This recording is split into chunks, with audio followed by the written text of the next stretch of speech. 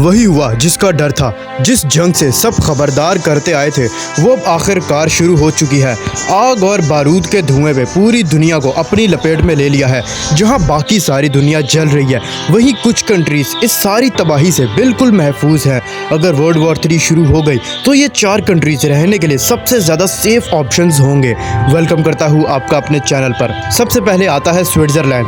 दोस्तों Switzerland France, Germany, Italy और Austria से घिरा हुआ एक छोटा सा लैंड लॉक कंट्री है। स्विट्ज़रलैंड शायद दुनिया का सबसे न्यूट्रल कंट्री भी है। इतना न्यूट्रल कि पिछले 200 साल में स्विट्ज़रलैंड ने एक भी जंग नहीं लड़ी। इसने आखिरी जंग नेपोलियन के खिलाफ साल 1815 में लड़ी थी।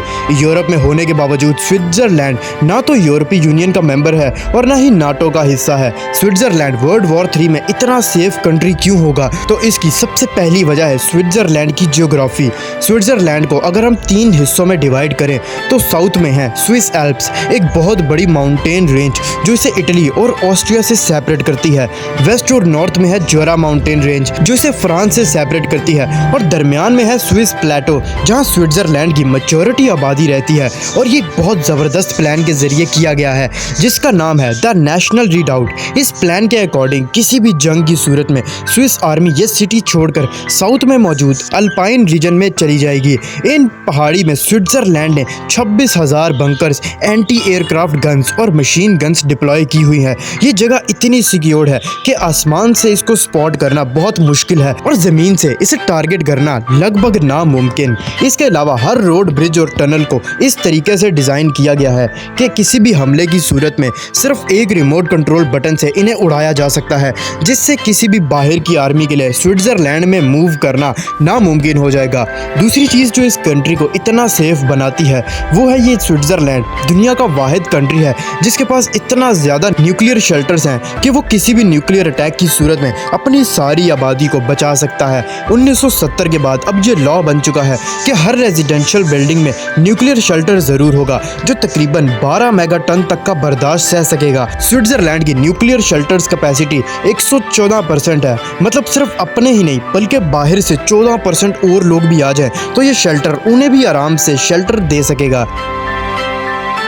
तो हम ये कह सकते हैं कि न्यूक्लियर वार भी स्विट्ज़रलैंड को काउंटर नहीं कर सकती। और इसीलिए किसी ने कहा था कि अगर दुनिया में न्यूक्लियर वॉर हुई तो सिर्फ 3 चीज़ें बचेंगी: कुछ कंट्रीज़ के प्रेसिडेंट्स, कॉकरोचेस और 86 लाख की स्विट्ज़रलैंड की आबादी।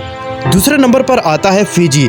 साउथ पैसिफिक ओशन में ऑस्ट्रिया से तकरीबन 1700 मील दूर ये है पैसिफिक का सबसे डेवलप्ड आइलैंड, खूबसूरत बीचेस और समुद्री खुराक से मालामाल। फिजी जिसके पास कुछ भी ऐसा खास ना होने की वजह से ये बाकी दुनिया की नज़र में नहीं आता। फिजी के पास सिर्फ 6000 लोगों की आर्मी है। दूसरी चीज़ जो फिजी को सेफ बनाती है वो है इसकी डीप लोकेशन। ये एशिया, अमेरिका, यूरोप और अफ्रीका वगैरह से इतना दूर है कि बाकी दुनिया में होने वाले जंग के साइड इफेक्ट्स इस तक पहुंचेंगे ही नहीं। इनफैक्ट अगर ऑस्ट्रिया पर भी हमला हो तो तब भी फिजी इतना दूर है कि इस पर समुद्री रास्ते से कॉन्कर करना कोई आसान काम नहीं है, क्योंकि इसके आसपास 300 और आइलैंड्स हैं जिसको एक हैवी आर्मी के साथ क्रॉस करना इंतहाई मुश्किल काम है। फिजी की इकॉनमी मेनली टूरिज्म और एग्रीकल्चर पर चलती है। वर्ल्ड वॉर की सूरत में अगर टूरिज्म खत्म भी हो जाए तो फिजी के पास बहुत ज़्यादा एग्रीकल्चरल ज़मीन होगी और समुद्री खुराक की भी अनलिमिटेड सप्लाई है, जिसकी वजह से यहाँ पर रहने वालों की बहुत ज़्यादा मुश्किल नहीं होगी। हाँ, बट यहाँ पर रहने का एक मसला ये हो सकता है कि आप दुनिया से इतना कट ऑफ होंगे कि वर्ल्ड वॉर कौन जीत रहा है ये आप जान ही नहीं पाओगे। तीसरे नंबर पर आता है न्यूजीलैंड। फिजी से कुछ ही मील दूर न्यूजीलैंड है जो कि ग्लोबल पीस इंडेक्स के मुताबिक दुनिया का सबसे पीसफुल और दुनिया का 10वां सबसे खुशहाल मुल्क है। लेकिन इसकी वर्ल्ड वॉर 3 में सेफ रहने की असल वजह इसकी लोकेशन, जियोपॉलिटिकल पॉलिसी और रिसोर्स रिच होना है।